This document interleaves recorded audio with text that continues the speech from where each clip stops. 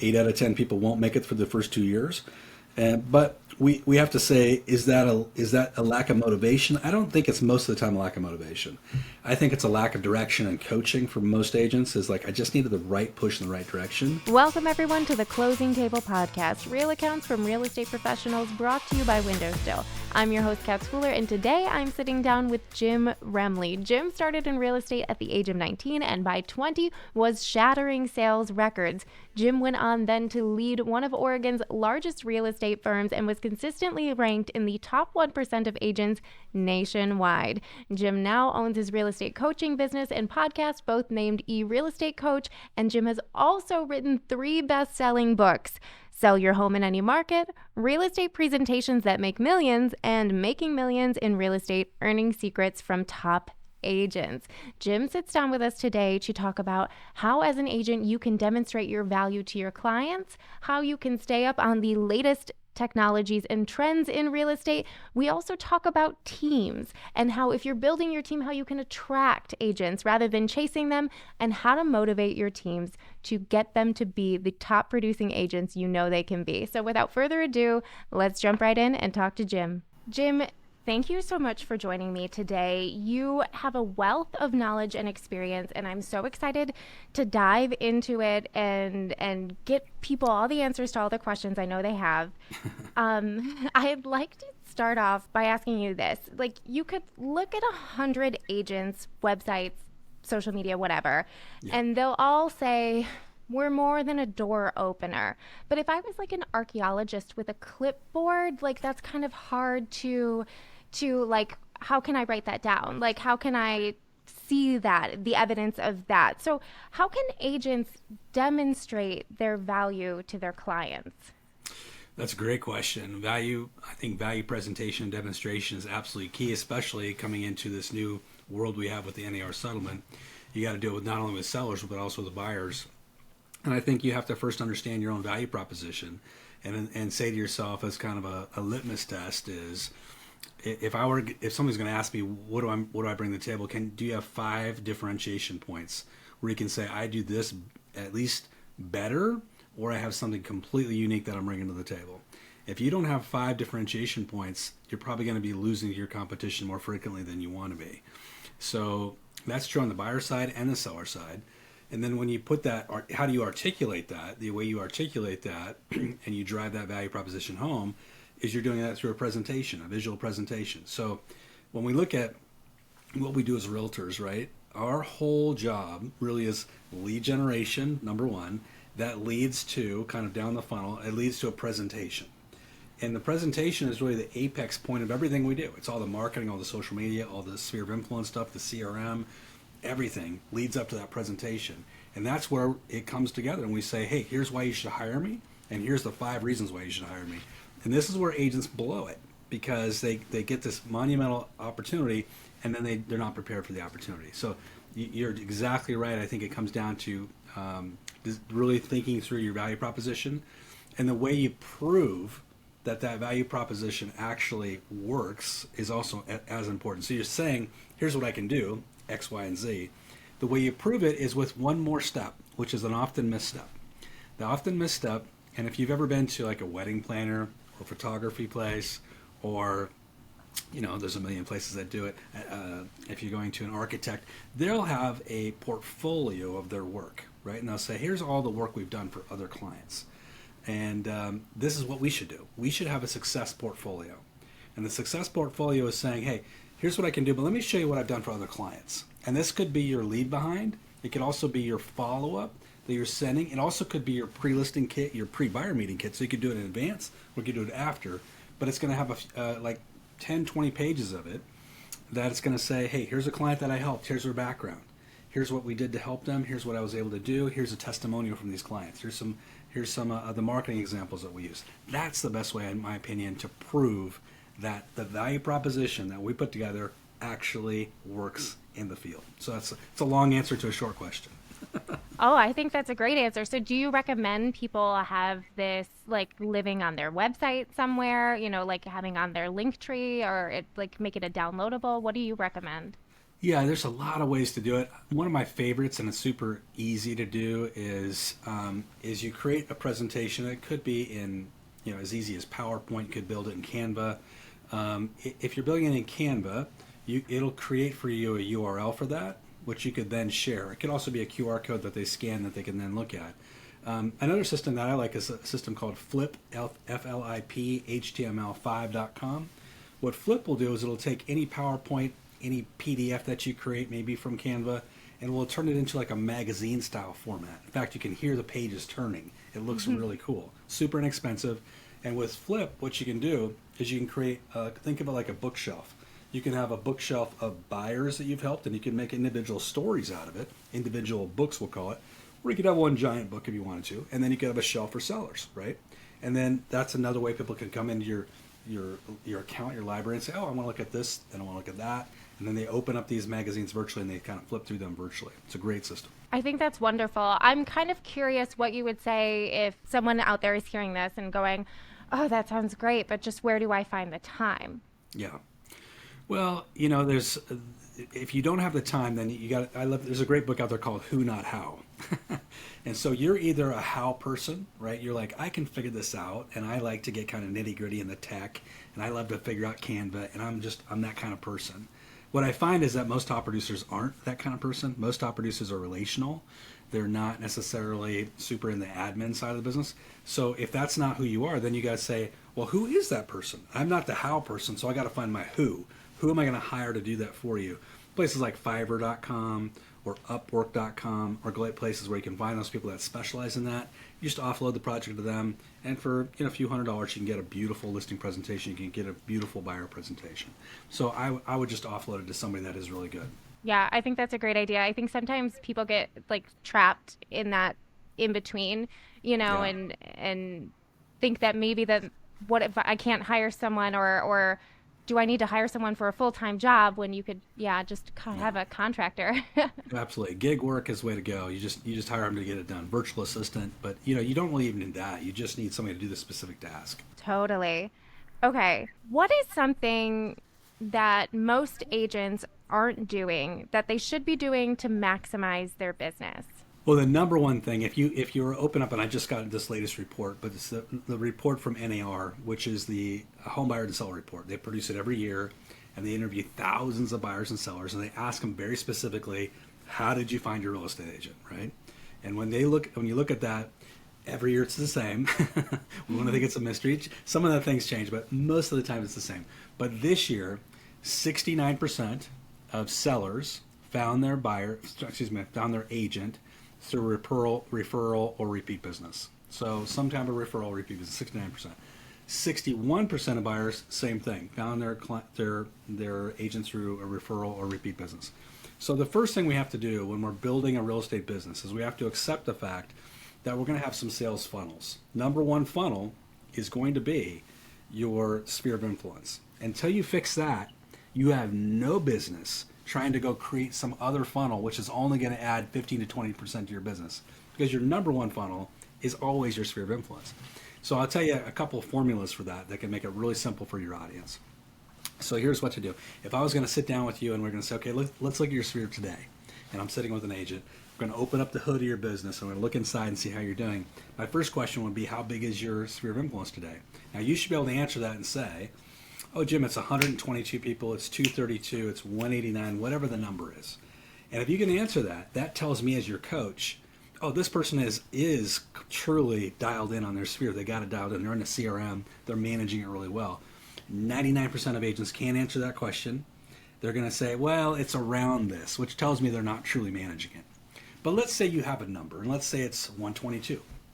Based on 122 sphere of influence size, I can tell you with pretty much perfect accuracy, almost, within a range, how many transactions you're going to close in the next year, because it's math. So on average, that agent will close between 10 and 12 transactions, because it's a 10-to-1 ratio. For every 10 people in your sphere, you average one closed sale, assuming you're touching your database 20 to 50 times a year. This is the magic numbers. So somebody says, okay, that's where I'm at. I'm at 122 people in my database. You're right, Jim. Last year I closed 10 transactions. You're dead exactly right. But this year, the next 12 months, I want to close 30. What do I need to do? Well, what I need to do is I understand the formula. Now I know the math.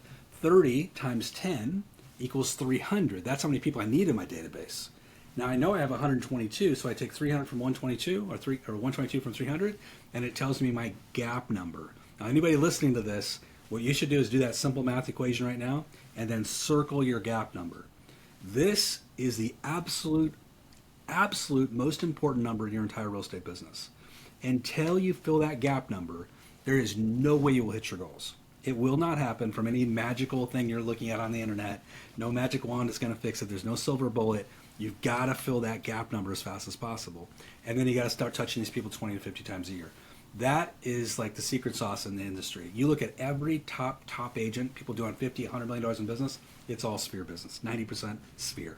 That's awesome. So what kinds of things are you seeing people do to innovate, or what kinds of things do you recommend for them to close that gap? So to close that gap, you got to say, okay, I got to figure out a way to add as many people to my sphere as fast as possible. So there's the traditional methods would be open houses, going after for sale by owners, absentee owners, farming, those kinds of things, which are all fantastic. Of course, the more modern solution to all that is social media, right? So number one thing I would do is look at your audiences in social, and I would say, okay, I want to convert this audience member into a sphere member. I want to take them, we'll call it online to offline, even though we're still managing them online. But we want to create a customer, a client out of this. How do I do it? What I would do is I would start to commit to touches per day. So how many touches can you have with people in your social audiences? Touches meaning, of course, I'm posting, and I have a posting schedule of I'm posting 5 things a week, 2 videos, 2 stories. That's my given. I want to get to that level. But now I need to start touching people in my database. So what I would do is I'd bring up your, let's call it Facebook or Instagram, and I'd start with A and I'd go to Z, and I'd start with A and I'd say, okay, I'm going to look at this person's feed. I'm going to touch them in some way. That means I'm going to like, engage, comment on something that they've done, and then I'm going to move on to the next one, and I'm going to move to the next one. I'm going to comment, engage, like something 100 times a day, every day going forward. You say 100 times, Jim, that's a lot. No, it's not. You can move so fast and get through 100 pretty quickly. The other thing I'm going to do is once I've done that consistently for a couple weeks, first of all, what's going to happen is the algorithm will recognize that you're doing that. The algorithm will then say, oh, these people know each other more than I thought they did, and it will start putting your content in front of them more frequently. That's one benefit. But that's not the only thing we do. We don't stop there. Next, once I've done that for a couple weeks, now I'm going to move up to doing the same thing, but now I'm going to add in maybe 20 direct messages a day, or maybe 10. And my direct message is going to be related directly to something that these people are doing in their feed. But it has to be interesting enough to warrant it. So if I see somebody that's took a trip to Disney World or something, I'd say, direct message, hey, I saw you went to Disney World. Did you have a great experience? I'm thinking about taking my family there. I get into conversation with them if possible. So I'm trying to elevate relationships to friendships, and that's the way we progress. And then at some point, I might say, hey, I think we're connected by a few different people. Quick question, I've got a little real estate group that I put together, or it's a page, or it's a channel that I put together. And I'm just inviting a few people. I share DIY projects, I share fun housing trends, I share a few architectural ideas, and some of the funny favorite listings that I found in the market. Could I invite you to that group? Everybody will say yes, and now I'm going to move them from my general audience over to my close Facebook group all about real estate, over to my TikTok channel all about real estate, over to my YouTube channel all about real estate. And then I might elevate it another step and say, and by the way, I also do an email newsletter where I talk about all things real estate once a month. Can I add you to that list? Now I grab their email. Now, once I got their email, now I can move them into my sphere. I'm starting to move them up the ladder. And I'm progressing, and I'm progressing, and I'm progressing them up the ladder. So it's a process, but that process can be very, very, very effective. So that's just one little idea that I would implement. I love that, and it's so beautifully specific. Do you think people have to make sure they are doing this year-round and not just during the slow season, or not just when they have free time? Do you think people absolutely have to prioritize this in their schedule? Yeah, in my coaching program, we live by kind of what we call the 4-1-1-1 strategy, or 1-1-1-1 strategy, which is we commit to 1 hour of uninterrupted lead gen every single day. So 1/8 of your day is invested in lead generation, doing the things we're talking about now. The goal of the hour is to go on one appointment, or excuse me, to set one appointment every single day. So my goal of my hour is to set an appointment with a buyer, seller, or a Sphere member where I'm going to break bread with them, have a cup of coffee with them, enliven the relationship, take that relationship to friendship. And then because I'm setting one appointment a day, I'm going on one appointment a day. That's my third one. And the fourth one is I'm adding one new person a day to my sphere of influence. If you think about a year, a calendar year being 220 working days, that means if I'm adding one person a day, every working day, I'm adding 220 people to my database every single year. And it sounds easy, but the consistency is the key. What we're at war with ourselves as salespeople is consistency, because we can all get motivated for a day, but can we stay motivated tomorrow, the next day, and the next day, and the next day?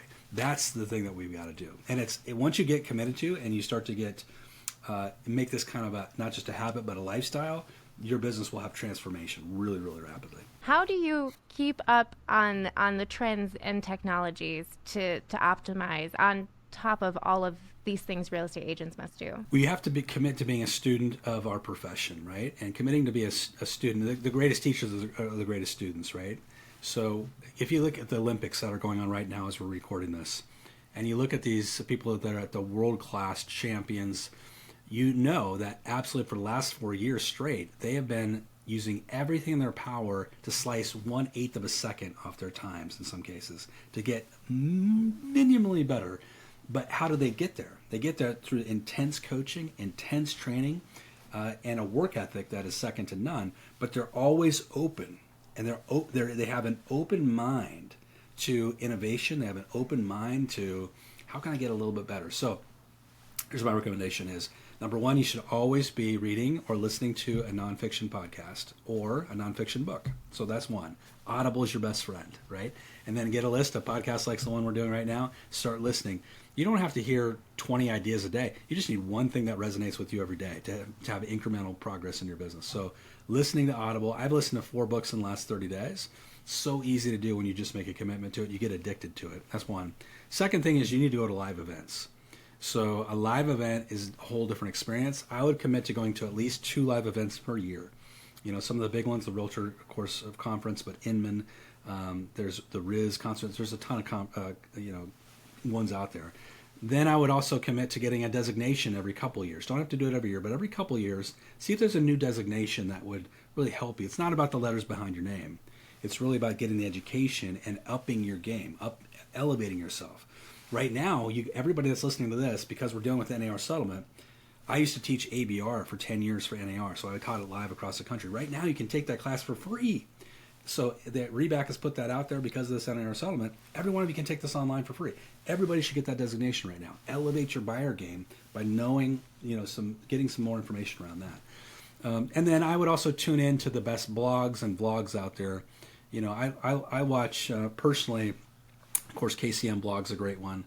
Another great one is looking at the Economist blog on NAR. It's a great one. Redfin, actually, not to throw anybody. Some people are hot and cold about Redfin, but Redfin's data is really, really good. Zillow research, I don't love Zillow, but their research department's really good. So I'm looking at all that to kind of up my game as well.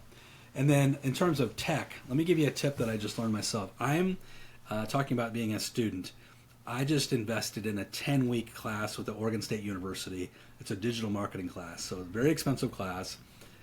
But as a part of that, they turned me on to this platform that I'm telling all my coaching students about, and that's the Google Skills classes. So if you go to Google and you type in Google Skills Workshop, Google Skills Workshop, what you'll see is Google's got a ton of certification programs. The one I just got myself this week, I just earned it, is the Google Ad Search certification. Absolutely free. And it's like a 10-step, it takes about 5-6 hours. You go through 10 different classes in there. Then you take a test. You got to pass a test. It's pretty intense, but it helps you understand Google at a much, much deeper level. So those are the kinds of things that I'm doing to stay on the cutting edge. But it's all about being a student of the profession. Don't become stagnant. Always push yourself forward. Oh, that is such a gem of knowledge. I might take the Google You Skills should. It's course. fantastic. Really good. You have been so successful. You have led one of Oregon's largest real estate firms. You have your very successful coaching program. You have your own podcast. What has been the key to your success? I think the key to my success has been I I get bored easily. So I'm a great at building things. I'm not so great at maintaining things. So I'm a builder. I'm the type of guy that wants to go out there and build and face a new mountain. So I like challenges. And I think this is where agents can kind of fall apart a little bit, is that, especially top agents, is you've climbed the mountain of success, and maybe you're doing $5 or $10 million in business or more, and you are number one in your market, you're number one in your office. You're like, I've hit the peak. And then what you do, like me, because we're alphas, you get a little bit bored. And you're like, I've done it, now I'm just maintaining. I'm just doing it to do it. And that gets boring really fast. And so what I recommend to everybody listening is you got to get centered on a new why every year. So what is your new why? And your new why is, why am I doing this? It's not just doing it. Because most of the time we set goals and the goals are empty and they're meaningless. To give you an example, somebody comes to me and they say, I sold 10 million this year. And I say, what do you want to do next year? They say 12. I say, why? Just because I need to beat last year's numbers. That's not a why. That's just you having this kind of arbitrary thought in your mind that you got to do better than last year. And it's demotivating. And it's actually kind of soul crushing. So instead, I got to say, what's that extra $2 million going to do for you, right? Here's the greatest question I was ever asked to me by a coach. He said, in terms related to goal setting, is how is that going to change how you live? And the answer for me at one point in my career was, I had a company that went from 500 million to 600 million to 700 million to $1 billion. And it was like, you know what, if I sell another 100 million, you're right. It's not going to make a bit of difference in how I live. I'm going to live in the same house. I'll drive the same car. I'm going to go on the same vacations. My kids are still going to love me. My wife's still going to love me. It's not going to make a whole bunch of difference. So then I got to say, what is the why? Why am I going to go push myself, get up at 5 in the morning every day, work out every day at 6 a.m., get to the office and try to motivate and inspire everybody? You got to have the why, right? So figuring that out is the most important thing you do every single year, and your why will change every single year. For me personally, my why centers on travel, and it centers on experience. I want to pack as much experience into my life as possible. And there's just such a value to that for me personally. So I'll give you an example of how I do this, and I was taught this by another coach. If you go, and I challenge everybody to do this, go to your Facebook feed for 2023, we'll call it, or it could be 2024, depending on when you're listening to this, and rate, because that's where we record most of our experiences. Go through, or Instagram, and rate your life experiences for last year on a scale of 1 to 10 for every experience you recorded on Facebook or Instagram. Because most of the major ones, that's where you recorded them. But you can only record new experiences, nothing repeated. So if you went somewhere twice, you can only record it once, okay? So my wife and I did this for 2023, and we counted up that we had 160 experience points, we'll call it. So for 2024, our mission is to beat that and try to get to 170 experience points. And we just rate every experience 1 to 10. 10 being is absolutely phenomenal, 1 being kind of sucked. Right? But it just has to be a new experience. So I would challenge everybody to do that. I could go on and on about that. But I think getting in touch with your why is what drives me. Oh, and I love that you gave a great way to do it, because I think that gets thrown around a lot. And I think, once again, people kind of get like stuck in how to find the answers, how to find their own, answers. Yeah. I think it's important. And, when you reflect back on why you got in the real estate business, this is interesting. If you go back, I think, at some point in your life, you had a real job, right? You were doing something else. I mean, for me, I was a college dropout working graveyard in a lumber mill. So I'm pulling logs off of chain in a lumber mill and graveyard. It's a terrible job. So my why when I got in the business was, I want freedom. I want financial freedom. I want to have time freedom. I want to buy my own house. I want to buy investments. But eventually I did all that, right? So your why has to change. And that's why it's so important. So if everybody that's listening to this goes back and just reflects, they say, when I got in the business, I had this powerful, motivating why that drove me into the business. And then maybe for the first year or 6 months, you were fired up about the business. You were passionate. And then over the last 5 years, you lose the passion. You lose the drive, the motivation, the burning desire. It's simply because your why changed and you didn't change with it. That's the biggest thing.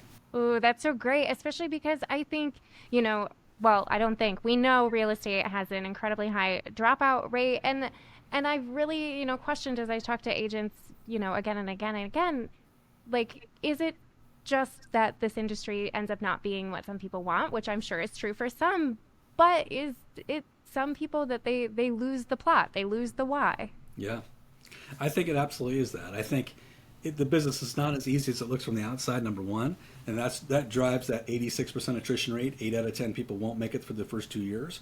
But we have to say, is that a lack of motivation? I don't think it's most of the time a lack of motivation.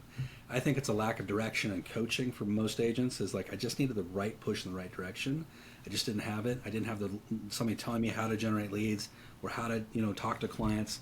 And so if you're listening to this and you're struggling, you got to change, right? The only thing that's going to change is change, right? You got to change what you're doing and figure out a different path. Because if the path you're on is leading to a dead end and you're considering exiting the business, you got to get on a different path. And that, is finding a better coach, finding better mentors, and really getting in touch with the people that are the most successful around you. The best advice is a piece of advice I got when I was early in my career, and I failed for the first 6 months. So the first 6 months, I was not the most successful agent. But I really considered exiting the industry. My second year in the business, I took 150 listings and was in the top 1% of agents nationwide. So what was the gap? What was the difference between the first 6 months and the next 12 months?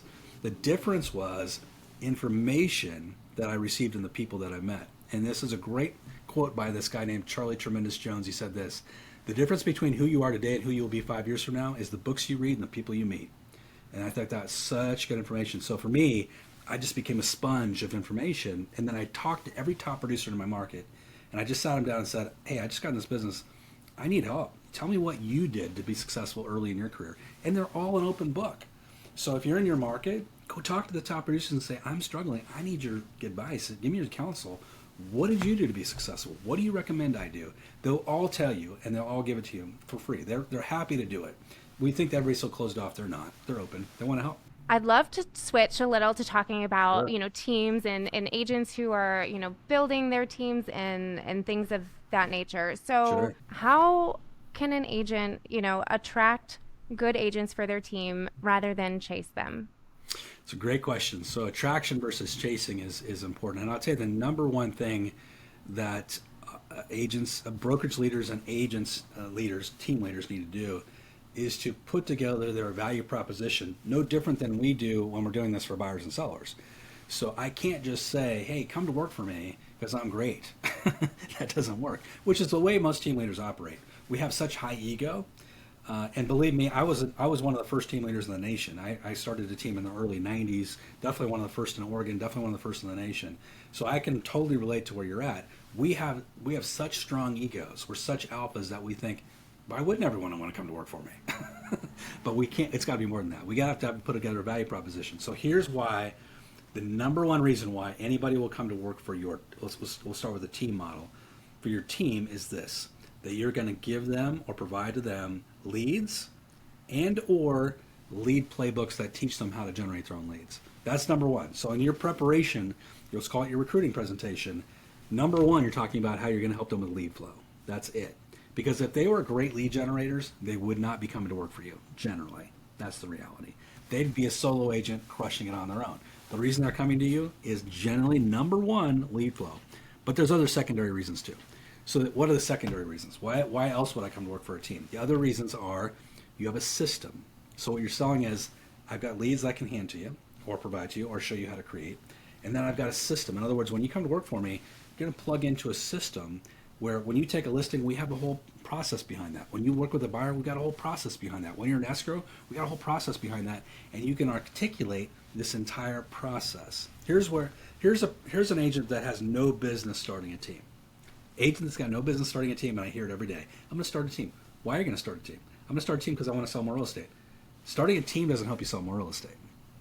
The reality is the only person that's to start a team is a person that's got an overflow of business. They can't handle it, and they got to offload some of that, and they've already built a system that other people can plug into. That's the people that should be building a team. So systems, and then the other thing is your staff and their ability to leverage the staff in your team. So if I'm coming to work, you've got leads, you got a system, and then you got a staff that's going to enable me to have more freedom of time as an agent. So here's the downside of being a solo agent. The downside of being a solo agent is I'm taking every call on the weekend. I can never go on vacation. I've got to answer my phone at 9 o'clock at night. But when you're on a team, they can spread that work out over many people. And now I've got some freedom time. So people like that. And they like the specialization of, I got some staff members that can help me with different projects. So that's the 3 or 4 biggest things. But I'll tell you the number one factor, there's the secret sauce here for brokerages and team leaders, is you break it down by this, and this is the way I measure all team leaders and all brokerage owners. I'll say, tell me, and most of them can't answer this, tell me your per agent productivity number for the last 12 months. So what I mean by that is, let's go to July, because we're filming this almost August, but let's go from July all the way back to last July.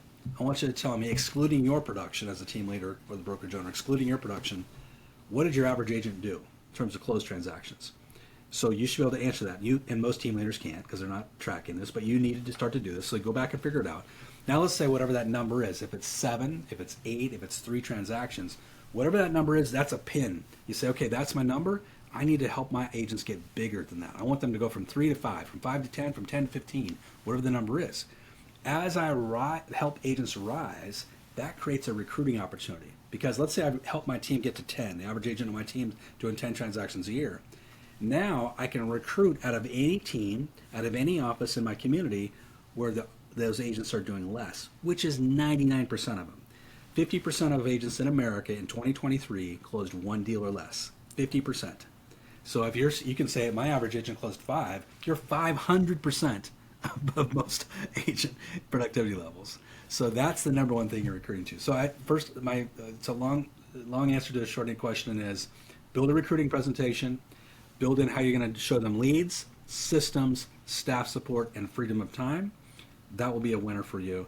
And then also work on that agent productivity number. That's going to be your magic sauce. So if I'm the agent starting a team, yes, is it important in attracting other agents that I already have these admins in place, whether I'm bringing in just an administrative assistant or a virtual assistant? Is it important that I already have that? Well, what you need is you don't necessarily have to have staff. You have to have systems. So systems are a non-negotiable. You have to have systems. You can add staff as you grow, right? But if you're a successful agent, which is really the only person who should be starting a team, you probably already have at least an admin, and you probably already at least have a TC. Even though the TC may be a contractual TC or virtual TC, your admin might be a VC as well. It might be a virtual coordinator as well. But you probably already have those two things. So do you have to have them? No, but you probably already do. So that's my answer to your question. They have their presentation, they're for these new agents and things like that. Are there any other kind of key phrases that you coach people to say when they're having their first meeting with agents, or maybe more experienced agents if they're trying to attract more experienced agents?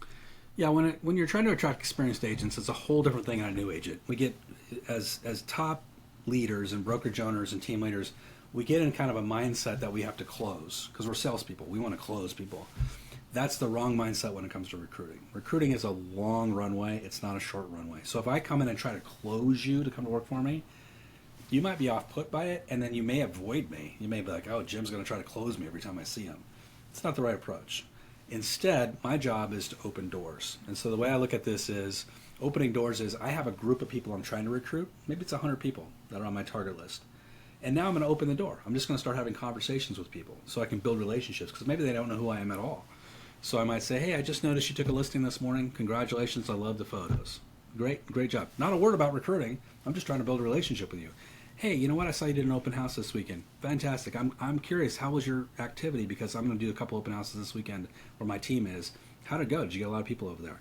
Get in a conversation, right? At some point, if I'm doing this consistently and getting in conversation, I might get an opportunity to do a presentation. The way I'm going to say that is, hey, I know you're probably completely happy where you're at, right? And you're going to say yes. Now I'm going to take the no away from them because they can't say, well, I'm happy where I'm at because I've already said it for them. But listen, I'd love an opportunity to show you what I have to offer you, just in case at any point in the future you want to know your options. Would you be open to letting me present to you 10 minutes? And I won't even ask you to come work for me. I just want you to know I want you to know what's out there for you, because I think you are such a good, and I'm going to fill in the blank here. I'm going to compliment you in some way. I'm going to tell you why I think you're attractive to me in a business sense. So I'm going to say, you know what I really appreciate about what you're doing with your business is I'm watching your social. I'm a follower, and your social is crushing. You're killing it. I watch your engagement. I'd love to have somebody on my team that really understands social, and I just don't think we're there yet. I think adding you would be a really huge addition for us. That's why I reached out. Or it might be, hey, your negotiation skills are so stellar. Every time somebody negotiates with you from my team, they're like, she's a monster on the negotiation side. I want you on my team. So now I'm complimenting you. I'm stroking your ego, but in a real way. It's authentic. I'm not just calling everybody on an alphabet list and saying, I want you to work for me. I'm actually creating a relationship. I'm telling you why you're attractive, and I'm giving you an option. Because what's going to happen is you're going to tell me no. And you're going to tell me no most of the time. So it's just like sales, though. What's going to happen is I'm tilting the scales in my favor. So the first time we talk, it's no, not at all. And it's going to be no, no, no, no, no, no, no. But because we've had, at some point I was able to get into a presentation with you, and then I stacked some benefits about coming to work for me, the more you're at your office, something's going to go wrong eventually. You're going to get mad at your broker, mad at your commission plan, mad at the technology, mad at somebody else in the office. And because I've stacked benefits over time, and I continue to stack benefits, it only takes a light touch to push you over the edge to come talk to me, right? Instead of it being equal, because I've done my job over 6 months, over a year, over 2 years. It's taken me 5 years sometimes to recruit the top agents in my market, but they're worth it because they're $20, $30 million producers. I've done it because I've stacked the benefit side. So they're going to say, no, no, no, no, no, no. And then out of the blue, they're going to call you and say, something happened in my office. I'm ready to come talk to you today. You're like, whoa, I wasn't expecting that. But because I've opened doors, I've had a presentation, I've stacked benefits, and I've created a relationship, that's what creates it. Because what's happened is every team leader that's listening to this right now, every brokerage leader that's listening to this right now, here's what's happened to them in the last 12 months. And you guys that are listening, you're going to identify with this. You've watched an agent move from company A to company B, and they never talked to you.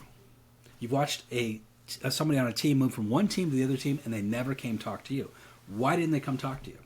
The reason they didn't come talk to you is you didn't open the door, you didn't build a relationship, you didn't do a presentation, you didn't stack benefits, and so you missed the opportunity.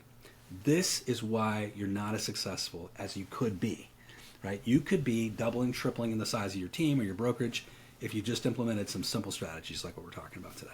Excellent. And so then, you have your team, your newer agents, maybe your more experienced agents.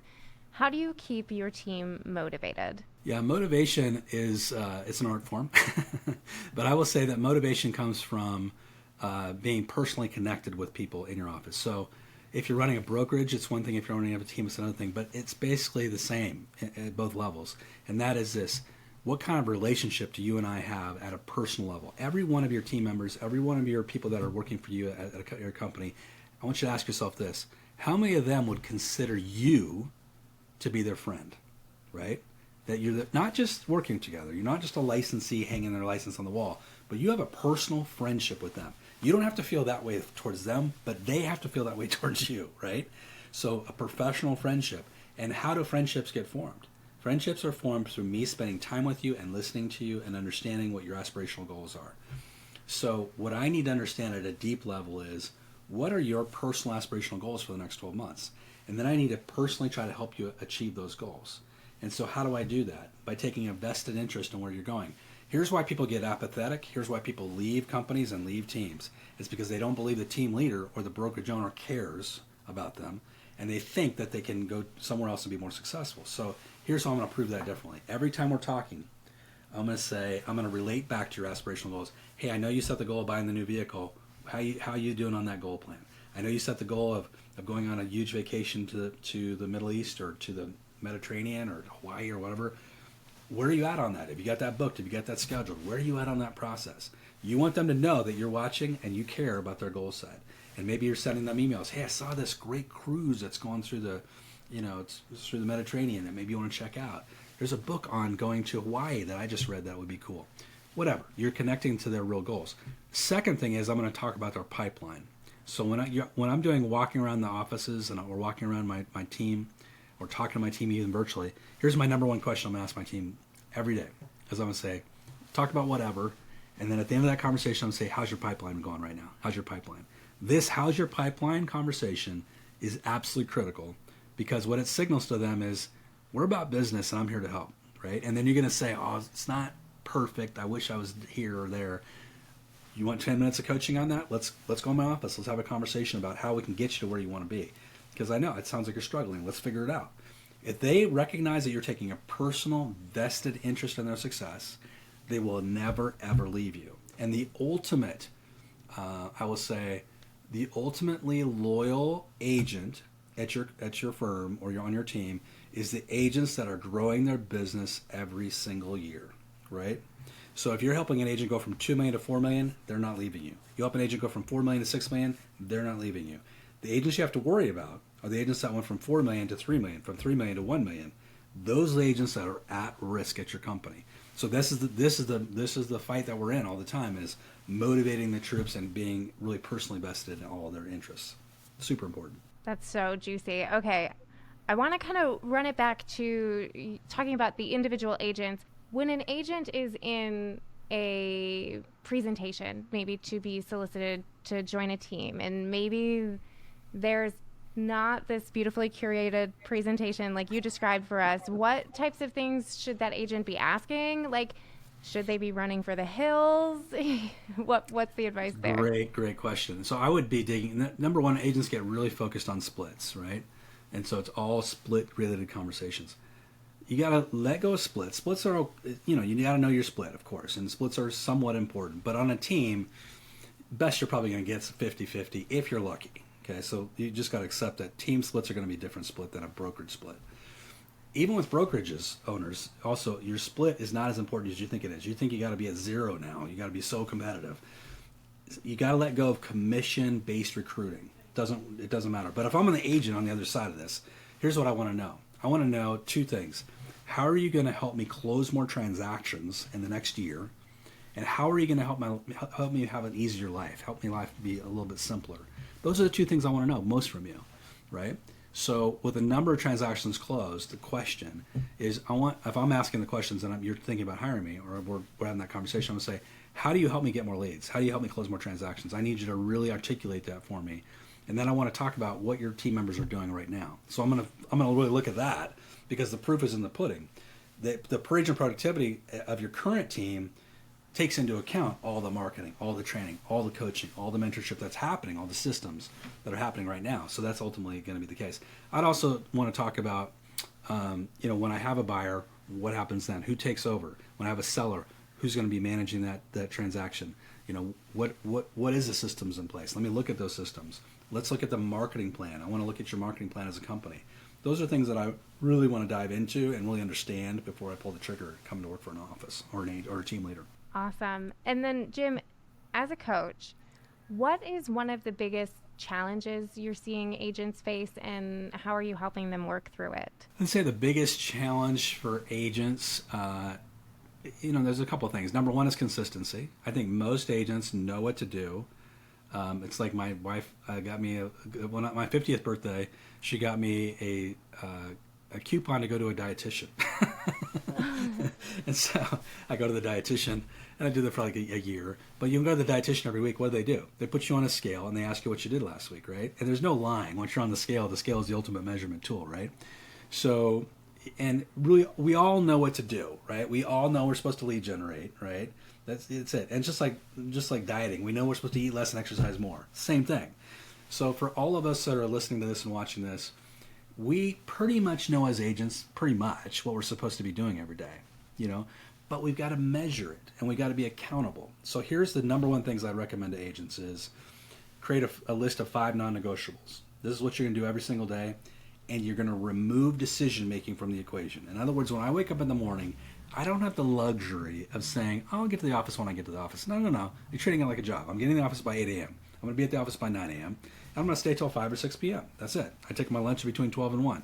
You're going to treat this like a job. So my non-negotiables are really set. But more specific than that, I'm going to have specific non-negotiables that are going to be very, very number-centric. In other words, I'm going to say, I'm going to call 10 people in my sphere. I'm going to do 100 touches today. I'm going to send 3 thank you notes. I'm going to do a social media post. I'm going to call 5 or so owners a day. Whatever it is, but it's very, very specific. 5 non-negotiables I'm doing every day. That's the number one thing for you to get in a consistent kind of mode. And then after that, now you have some freedom. But until you do these 5 things, you have no freedom. Because most agents, as we just mentioned, 50% did 1 transaction or less last year. Most agents have no business doing anything else than what we know already works, right? They don't have the luxury of testing little things out and spending days doing projects that are going to lead nowhere. You need to first model what other successful agents are doing, and really get, head first into that before you do anything else. So that would be my recommendation. I would embrace the 4111. I would have your 5 non-negotiables, remove decision making. I would also get up an hour earlier. So for me, I'm up at 5 a.m. every day. If you're up at 5 a.m., you have an hour and a half at least of quiet time. You can invest in doing the hard things. You can knock out a lot of things. You can knock out your thank you cards. You can knock out your social posts. You can put out a blog post. You can update your website. There's a million things you can do that between 5 and 6:30 in the morning. And by that time, most agents are haven't even woken up yet. So you're ahead of the game that way. And you just got to not bail on the trail. You got to get married to the grind and understand that in the beginning, you're like a doctor. And a doctor in the beginning, when they get through their license, they spend 8 years in school, you think, oh, they get to make $500,000 a year. No. What they do is they go to a hospital and they're a resident for 3 or 4 more years, and they're doing 80 hours a week, and they're making a good living but not a great living. They're sleeping in the hospital. Then they graduate to getting their own practice. That's when we have to jump in to becoming a resident of this business and grind for 2 or 3 years. Then we'll get to graduate to actually making the big money. Oh, Jim, that's so good. Let's end it there. Thank you My so pleasure. much. Though, before you go, tell people how they can find you, how they can work with you, all the deets. Okay, so for brokerage owners and team leaders that are out there, I specialize in brokerage coaching and team coaching. So if you'd like to explore that, you can check us out over at erealestatecoach.com, E like elephant. I'm on all the socials under eRealestate as well, eRealestate Coach. But when you go over to that website, you'll see there we've got a free webinar called Rockstar Recruiting. If you want 2 hours of the best recruiting strategies that I found across the nation, jump into that. It's absolutely free, 2 hours of intense coaching. And then for agents that are listening that want to get coaching, we have an incredible coaching program called the Path Performance Coaching for Agents. $1 for your first month. After that first month, we've got to earn your business. It's only $147 a month after that. We've got an incredible coaching program, one of the most affordable coaching programs in the country. So love to have you check that out. Awesome. And we'll put all your links in the show notes. Oh, Jim, thank you so much. My pleasure. My pleasure being with you. Thank you for listening to the Closing Table podcast brought to you by WindowStill. I'm Kat Schooler. Please be sure you are following our podcast on Apple or Spotify. And if you're part of our YouTube audience, hit that subscribe button. If you're enjoying this podcast, please consider leaving us up to a 5-star review or a comment. It helps us find more amazing listeners like you. Thank you so much, and we'll see you next time.